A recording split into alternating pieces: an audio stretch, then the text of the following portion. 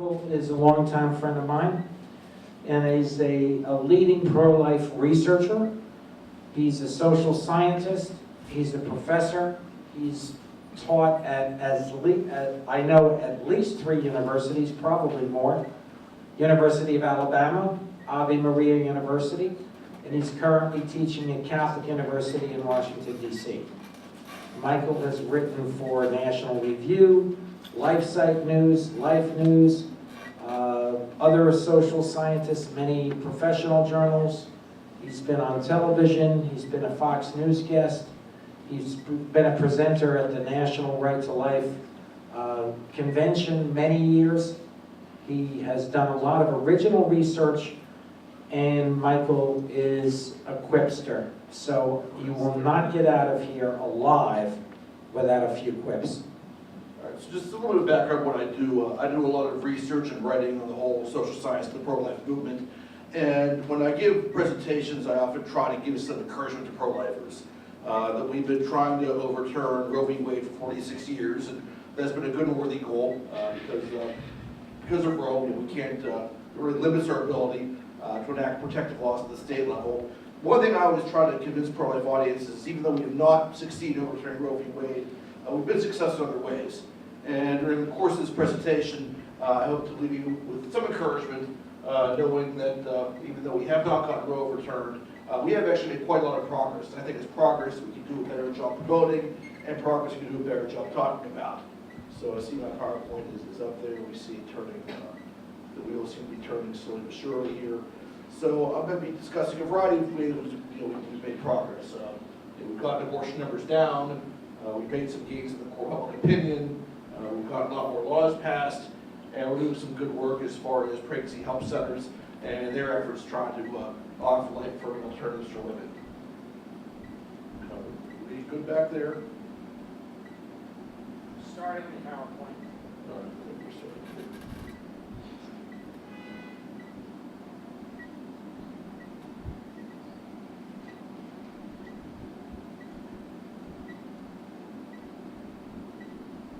Michael, I have a question.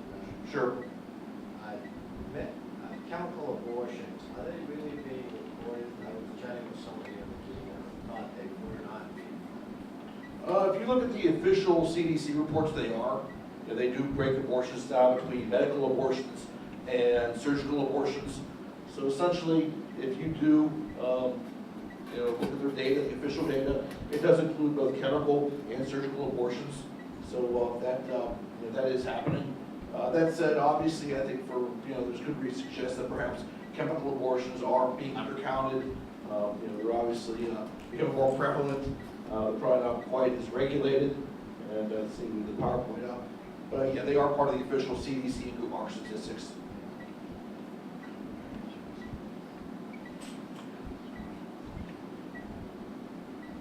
Yay! All right, here we are. So here's my presentation called Pro-Life Success in the States, Strategies of the Current Decade and Beyond. I know it's been a long day, and I know the marathon's almost over. I think there's one more speaker after me. Two or three, all right. But you're almost there. You've done well, and I'm going to try to leave you with some encouragement today. So, as Chris mentioned, first just give you a quick warning. Brace yourself. This presentation contains a lot of information, so pay attention to what I have to say here. A lot of statistics, a lot of data, it comes at you fast, so pay attention. Lots of information, but it's good information, and it's worth your while. Before I really get to the heart of my presentation, I do want to give a couple of quick commercials for some various apostolates I'm involved with. One is the Vita Institute at Notre Dame. This is run by the Center for Ethics and Culture. They do events in the Catholic ancestral tradition, and starting in 2010, they launched the Vita Institute. And the Vita Institute is a week's worth of pro-life instruction. There are lectures in law, philosophy, biology, theology. I usually do one lecture or 2 lectures on the social science. It's at Notre Dame. Meals and lodging are taken care of, and it's free of charge. You get in. All you have to do is get yourself to South Bend, and they take good care of you. The deadline for the summer's program has come and gone, but we keep doing it every year. So think about this for summer of 2020. If you're really motivated about the pro-life issue, great instruction, great camaraderie. You meet a bunch of other great pro-lifers from across the country. This is well worth your while. Secondly, This isn't really new anymore. Charlotte Lozier Institute is the education and research arm of Susan B. Anthony List. I guess we started in 2011, probably didn't become really public until 2012. We are the pro-life movement's answer to Guttmacher. For a long time, people doing research had relied on data from Guttmacher. Guttmacher, up until about 8 or 9 years ago, was Planned Parenthood's research arm. Sometimes can't trust their data. We certainly can't trust their analysis. So pro-lifers need their own think tank to counter Guttmacher, and we're doing quite well. We have a full-time staff, about 5 or 6 in Washington. We have about 30 associate scholars, of which I'm one of them, experts in social science, biology, medicine, law, and again, you can follow us on Twitter. It's just at the Lozier Institute. Look us up online. We do commentary analysis coming out every day on life issues. So, as Chris mentioned, I give a lot of talks on my research about pro-life issues, and since I give a lot of talks, I have different kinds of presentations. So one kind of presentation is a fun presentation. So we have a pro-life event, people like to have fun, so I have a fun presentation. But once in a while, I get invited to a summit, and this is a more serious than many gatherings. So if I'm at some kind of a summit, I have to give a serious talk. I want to inform people, give them some information to take home. But here I am today at a pro-life summit, so I'm giving a talk that's both fun and serious. So I'll have to see if I can pull this off this evening.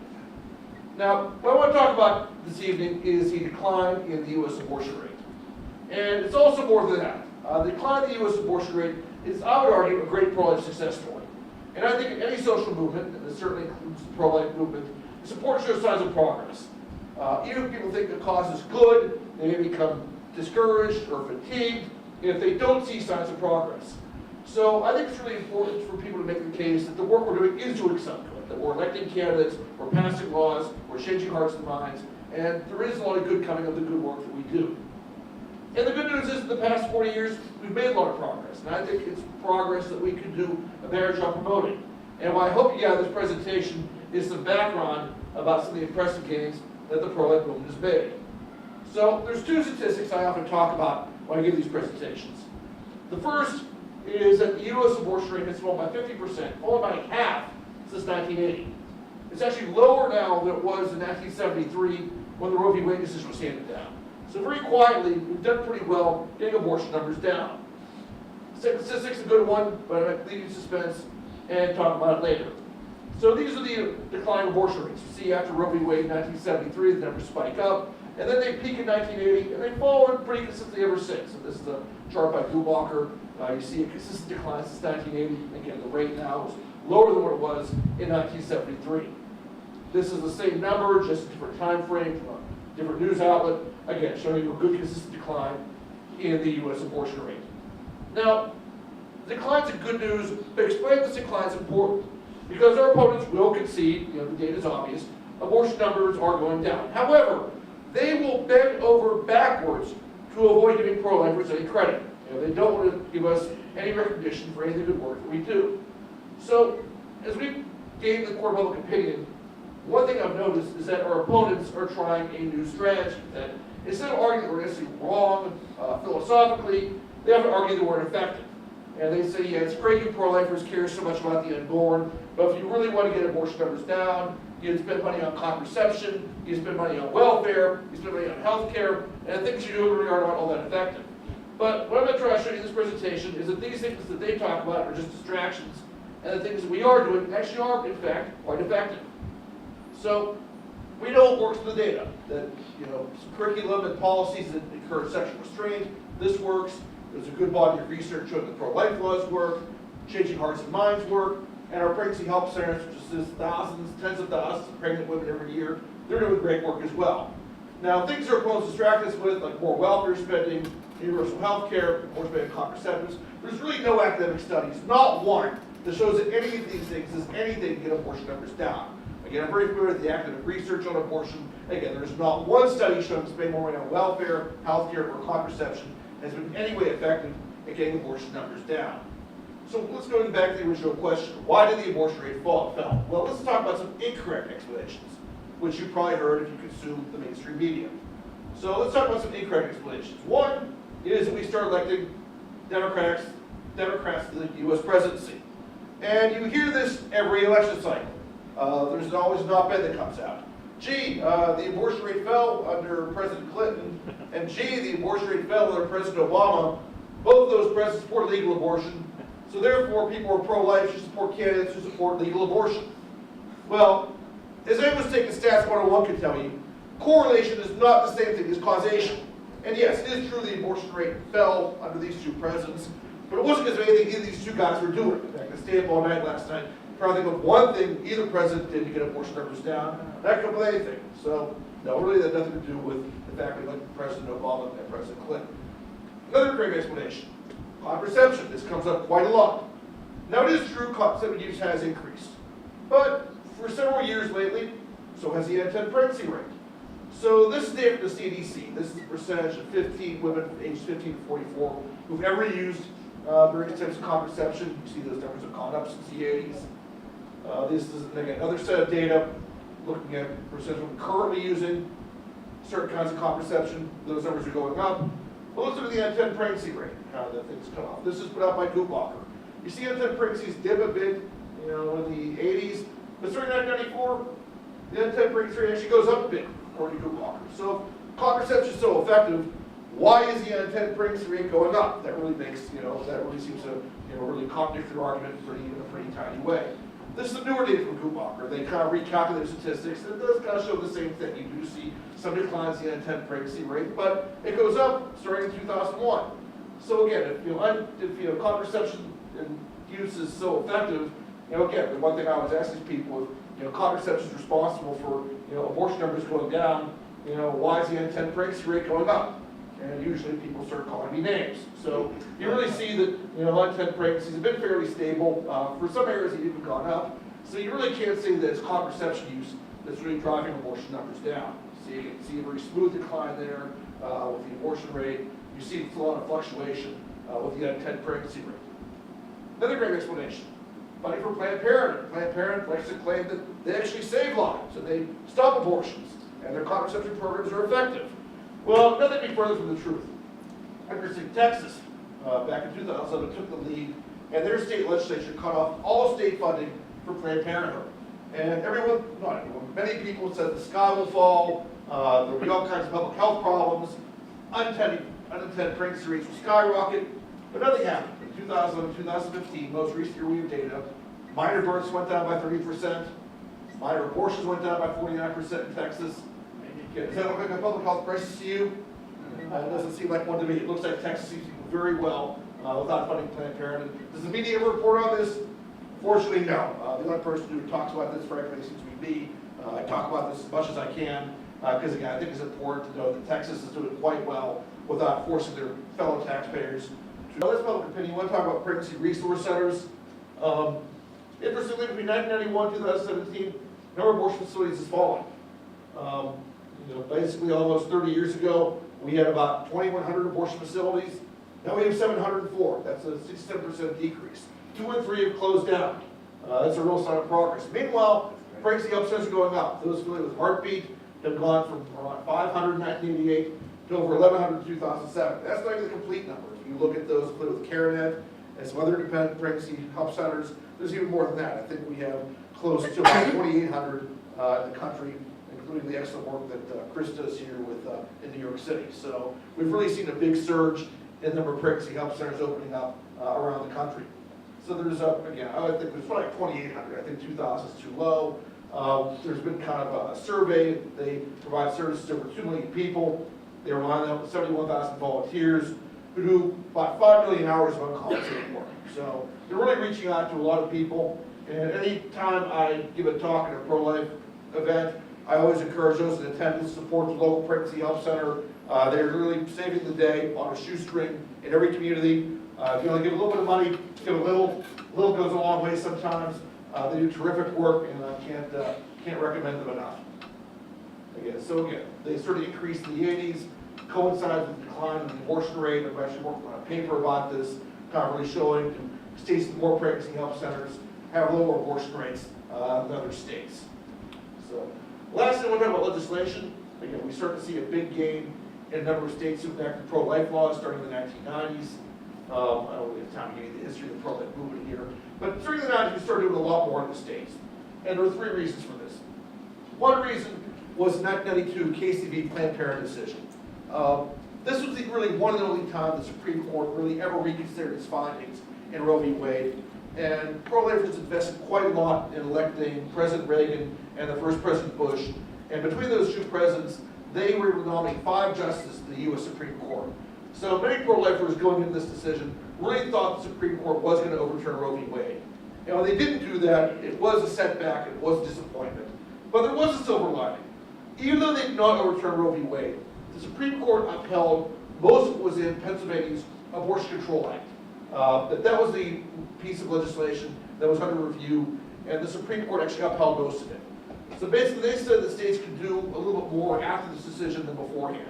Before Casey, the only things we could really do were parental involvement laws and public funding restrictions of abortion. You can see two of the state Medicaid programs didn't pay for abortion. After Casey, we had some more options. We could pass informed consent laws. Again, these are laws that give pregnant women seeking abortions information. The information could be about field development, it could be about social support for pregnant women, it could be about potential health risks with abortion. So informed consent laws became okay after Casey. Waiting periods became okay after Casey, 24, 48, 72 hours. When I give talks, I do say that I don't think we think about waiting periods quite the right way. I've often said that pro-life is really serious. We should really get moving and start passing 9-month waiting periods, because I think they will stop a lot of abortions. No one's taken me up on it yet, but I can see an ambitious state legislature giving it a try.